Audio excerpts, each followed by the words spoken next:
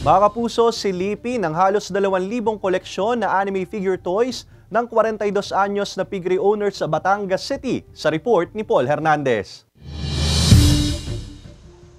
Nagsimula sa isang piraso ng laruan, 2, 3, hanggang sa nanganak at umabot na sa libu-libong piraso. Umaapaw na nga sa dami ng anime at action figures ang toy cabinet ng 42 anyos sa piggery owner na si JP. Nanonood ng mga seller, nakikipag-communicate doon sa mga toy hunter sa Japan. Tapos meron din namang mga local na seller sa Pilipinas. Pag may figure ako na gusto makita at mabili, ay doon ako nakipag-communicate sa kanila. Taong 2019 nang seryosohin ni JP ang pangongolekta ng laruan na umaabot na ngayon sa halos 2,000 piraso. Mula sa pinakamaliit na singsukat lang ng daliri sa kuko hanggang sa 4 na talampakang taas na resin-made anime character. Tuwing nakikita ko yung aking koleksyon, habang naisip ko may problema, maganda siyang stress reliever on our part, sa akin.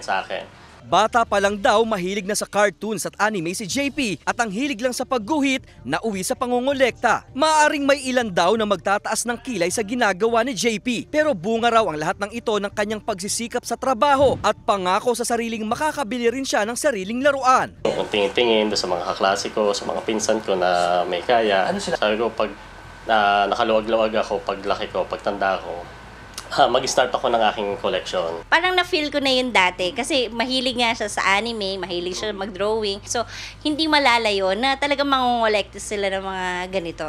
May mga collectible cards at limited edition din siya ng toy cars. Pati ang PVC Predator figure na umaabot na raw ngayon ng market value sa 80,000 pesos ang isa. Hindi naman daw niya napapabayaan ng suporta sa pamilya. Patuloy pa rin daw siyang mangongolekta ng laruan na pagdating ng araw ay maipapamana niya sa kanyang mga anak na maaari ring magpaalala sa kabataan ng kanilang padre de pamilya.